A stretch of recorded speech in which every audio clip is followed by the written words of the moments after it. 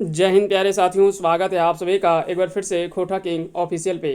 देखिए, आज कयास लगाया जा रहा था कि सीजीएल का जो वो नोटिफिकेशन आउट होगा, लेकिन उससे पहले जो वो एक चौंकाने वाला थोड़ा सा है जरूर। सभी लोग, सभी छात्र उम्मीद किए थे कि पहले है ना सचिवालय का नोटिफिकेशन पब्लिश होगा, उसके बाद में उत्पाद सिपाही का होगा। हो सकता है कि थोड़ा लेट होगा, लेकिन आज पहले उत्पाद सिपाही का जो वो नोटिस जो वो ऑफिशियल जो वो पब्लिश कर दिया गया है ना। आप ये नोटिस देख सकते हैं, ये आज ही का नोटिस ये जारी किया गया, जो कुछ ही देर में है ना, कुछ ही देर पहले ये जारी हुआ है। झारखंड उत्पाद सिपाही प्रतियोगिता परीक्षा 2023, ये झारखंड एक्साइज कांस्टेबल के लिए यह जो वो पब्लिश किया गया है। इसमें से सारी बातें आपको बिल्कुल पहले के जैसा ही रखा गया है, केवल जो वो एक औपचारिक रूप में जो वो नोटिफिकेशन सिर्फ पब्लिश किया जाना था, है ना। तो बहुत ज़्यादा इसमें चेंजेस तो नहीं किया गया है, लेकिन कुछ कुछ चीज़ें इसमें से हम लोग आज देखने वाले हैं। तो चलिए उन चीज़ों पे हम लोग एक बार नज़र डालते हैं। सबसे पहले आप इन सारी चीज़ों को आप अच्छे से जो वो पढ़ लीजिएगा। पहले से हम इसमें हम ये भी बता देंगे कि कब से इसका फॉर्म भरा जाएगा और कब तक इसका लास्ट डेट है फॉर्म भरने का, है ना। तो वो सारी चीज़ें तो हम बता ही देंगे। तो ये सब चीज़ें आप देख लेंगे। उसके बाद में यहाँ पे है कि परीक्षा शुल्क जो है आपका 100 रुपया वही पहले के जैसा ही रखा गया, और जो रखा गया था पहले के जैसा, फी में कोई परिवर्तन नहीं किया गया है। अब हम रिक्तियों की बात करें तो रिक्ति में यहाँ पे अगर बात करें तो रिक्तियों में भी बहुत ज़्यादा परिवर्तन नहीं किया गया है ना। लगभग रिक्ति भी जो वो वही है। तो ये सारी चीज़ें आप देख सकते हो। यहाँ पे 583 है, 30 जो वो महिला के लिए है, और 12 जो वो खेल कूद कोटा के लिए यहाँ पे जो वो अतिरिक्त सीटें हैं। तो ये सब में कोई बहुत ज़्यादा परिवर्तन जो वो नहीं किया गया है। आगे हम कुछ कुछ चीज़ों के बारे में देख लेते हैं थोड़ा सा यहाँ पे।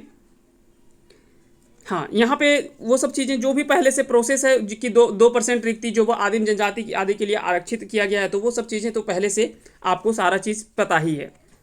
परीक्षा के लिए आवेदन देने के पूर्व अभ्यर्थी यह सुनिश्चित हो ले कि विज्ञप्ति पद की पात्रता के विषय पर प्रकाशित सभी शर्तों को पूरा करते हैं। परीक्षा में बैठने की अनुमति पूर्व औपबंधिक होगी। परीक्षा के लिए प्रवेश पत्र निर्गत प्रमाणित नहीं करता है। तो देखिए, ये सब चीज़ें आपको पहले से सारा ये प्रोसेस पता है कि क्या है क्या नहीं है। जब आपका एडमिट कार्ड आएगा तभी आप परीक्षा में बैठेंगे, है ना। तो वो सारी चीज़ें आपको पता ही होगा। पे लेवल की अगर बात करें तो पे लेवल ये सब चीज़ आप पहले से ऑलरेडी पढ़ चुके हैं, है ना। 19,900 से लेकर के 63,200 जो वो इसका वेतनमान है, यानी मैट्रिक्स पे लेवल जो होता है ये है।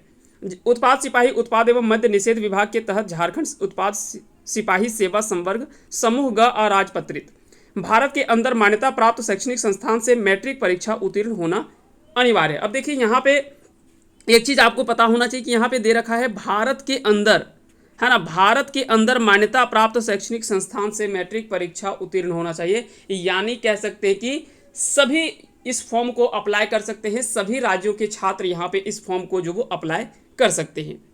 तो ये सभी चीज़ें आपको अच्छे से ध्यान रखना है। अभ्यर्थियों से उपरोक्त पद के विरुद्ध आवेदन प्राप्त करने की अंतिम तिथि तक उक्त तालिका के स्तंभ 4 में न्यूनतम शैक्षणिक योग्यता धारित करना अनिवार्य होगा।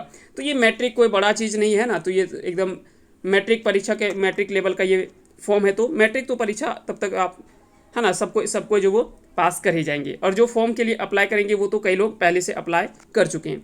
अब यहाँ पे शारीरिक मापदंड की बात करें तो ये सब चीज़ पहले से ऑलरेडी जो था वही है, कुछ भी इसमें परिवर्तन नहीं किया गया है। 160 जो वो जनरल के लिए हाइट मांगा गया है, जो 155 जो वो अनुसूचित जनजाति और जाति के लिए SC ST कैंडिडेट्स के लिए, OBC के लिए 160 है ना, और महिलाओं के लिए 148 सेंटीमीटर है। बाकी ये सब चीज़ें ओवरऑल देखा जाए तो पहले के जैसा ही है, जो पहले था वही सब कुछ है।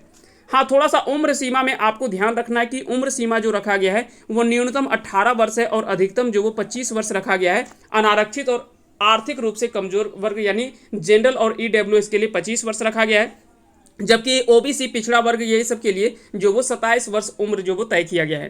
तो ये सब चीज़ें आपको ध्यान रखनी है।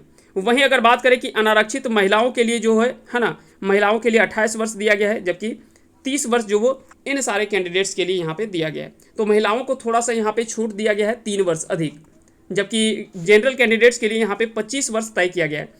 अब देखिए, यहाँ पे बोलेंगे कि जो पहले अप्लाई किए फॉर्म वो क्या अप्लाई कर पाएंगे या नहीं कर पाएंगे। तो देखिए, अधिकतम उम्र सीमा लिखा हुआ है उत्पाद एवं मद्य निषेध विभाग की अधिसूचना संख्या 2346 दिनांक 20/12/2021 द्वारा यथा निर्धारित, यानी और ये कह सकते हैं कि जो पहले से फॉर्म भर रखे हैं तो उनको तो मौका मिलेगा ही, उसके लिए आप लोग बिल्कुल भी चिंता नहीं करेंगे, है ना। उनको तो मौका दिया ही जाएगा। तो बाकी सारी चीज़ें आपको अच्छे से सब कुछ पता चल गया है कि क्या है क्या नहीं है। अब किन्हीं का कोई एक और जो यहाँ पे किन्हीं का हो सकता है कि सिलेबस को लेकर के कि क्या सिलेबस में कोई परिवर्तन किया गया क्या। तो सिलेबस में देखिए यहाँ पे परीक्षा का स्वरूप की बात करें तो यहाँ पे कोई वैसा परिवर्तन नहीं किया गया है। पहले शारीरिक दक्षता परीक्षा यानी पहले आपका फिजिकल होगा, यानी दौड़ दौड़ वगैरह जो भी होता है वो सब आपका होगा। उसके बाद में लिखित परीक्षा यानी रिटेन एग्जामिनेशन होगा। उसके बाद में आपका मेडिकल जाँच होगा और उसके बाद में आपका फाइनल एग्जामिनेशन के आधार पे ही जो आपका फाइनल मेरिट लिस्ट जो वो तैयार किया जाएगा। तो ये सब चीज़ें आपको अच्छे से समझ में आ गया होगा। शारीरिक दक्षता परीक्षा यानी दौड़ दौड़ क्या है क्या नहीं है, ये सब चीज़ें तो आप पहले से ऑलरेडी कवर कर चुके हैं, पहले जान चुके हैं सब कुछ। तो इसमें बहुत ज़्यादा डिटेल में जाने की आवश्यकता नहीं है।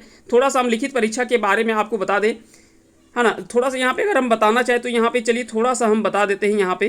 हालांकि ये सब पहले से सब कुछ पहले से तय किया गया है, उसी के आधार पे जो आपका रखा गया है वही है ना। इसमें बहुत ज़्यादा परिवर्तन नहीं किया गया। झारखंड राज्य पुलिस नियमावली, है ना, नियुक्ति नियमावली पुलिस सेवा के लिए भर्ती परीक्षा 2014 में वर्णित प्रावधान अद्यतन तथा संशोधन के समय समय पर संशोधित के अनुसार चयन पार्षद द्वारा अभ्यर्थियों की शारीरिक दक्षता परीक्षण ली जाएगी, जिसमें सफल होना अनिवार्य होगा। शारीरिक दक्षता परीक्षण अर्हता यानी क्वालिफाइंग परीक्षा होगा, जिसमें कोई अंक दे नहीं होगा। चयन पार्षद शारीरिक माप एवं शारीरिक योग्यता में योग्य तथा अयोग्य अभ्यर्थियों की सूची आयोग को उपलब्ध कराएगा। अब देखिए यहाँ पे क्या कि जो शारीरिक आपका फिजिकल जो होगा इससे आपका मेरिट तय नहीं किया जाएगा, ये केवल क्वालिफाइंग होगा। यानी आपको अगर बता दें कि 5 किलोमीटर दौड़ना है तो आप दौड़ गए तो आप समझ लीजिए कि क्वालिफाई कर गए, आप अगले चरण में चले गए, यानी परीक्षा के लिए आप एलिजिबल हो गए।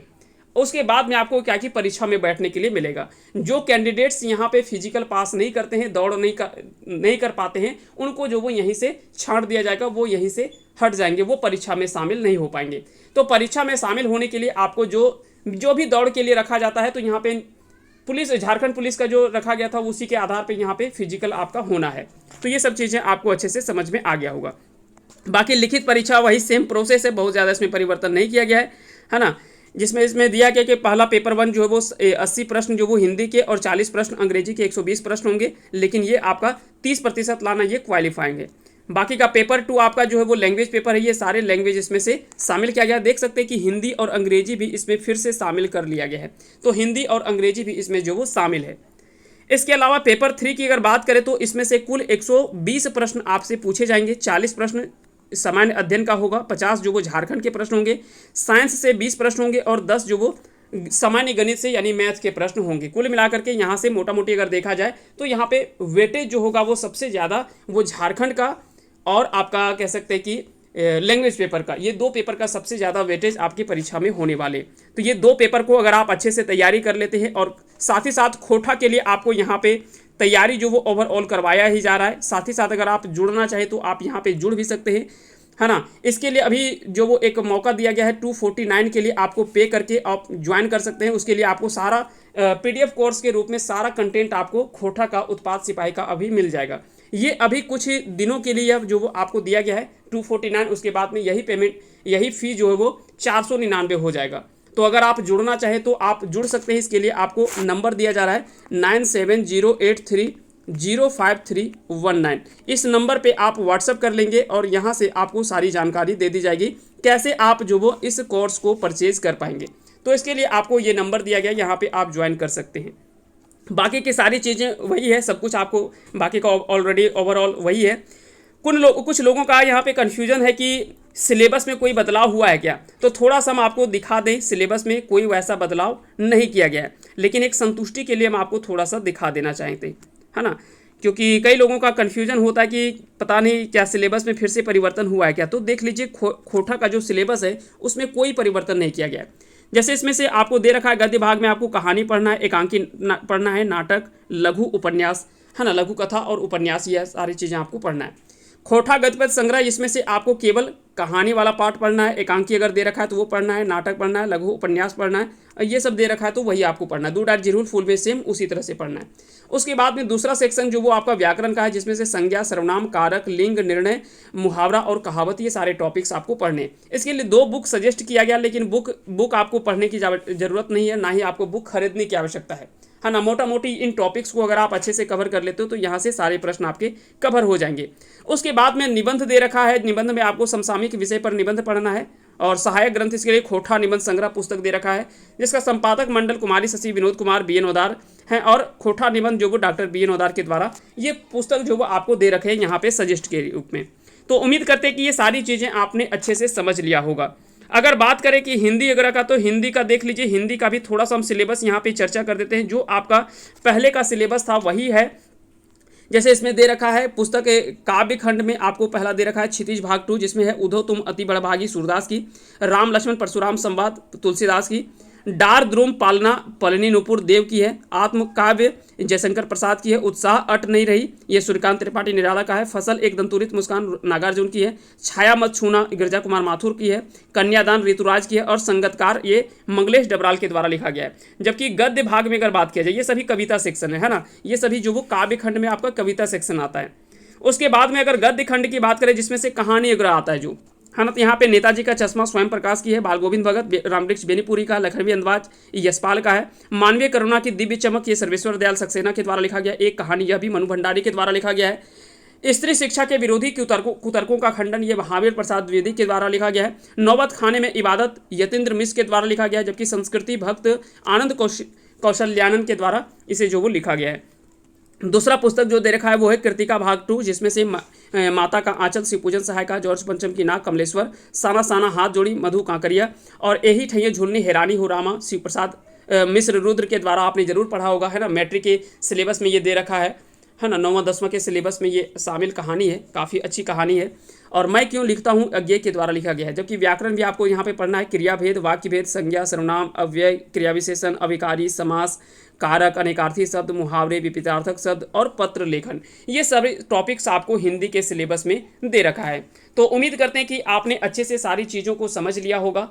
बाकी के अगर किसी तरह से सवाल आपका रह जाता है तो आप कमेंट सेक्शन में जरूर लिखिएगा, हम उसका आंसर करने का प्रयास करेंगे। बहुत बहुत धन्यवाद आप सभी का हमारे साथ अंत तक जुड़े रहने के लिए। हाँ, थोड़ा सा एक टॉपिक हम यहाँ पे भूल गए, थोड़ा सा एक टॉपिक हम ऐड कर देते हैं कि आपका फॉर्म कब से भरा जाएगा, है ना। तो मेन टॉपिक हम भूल गए, 1 जून से, है ना, 1 जून से जो वो आपका फॉर्म भरने का स्टार्ट हो जाएगा। और यह फॉर्म जो भराएगा वो आपका 30 जून तक, 23/6 तक ये फॉर्म आपका जो वो भराना है।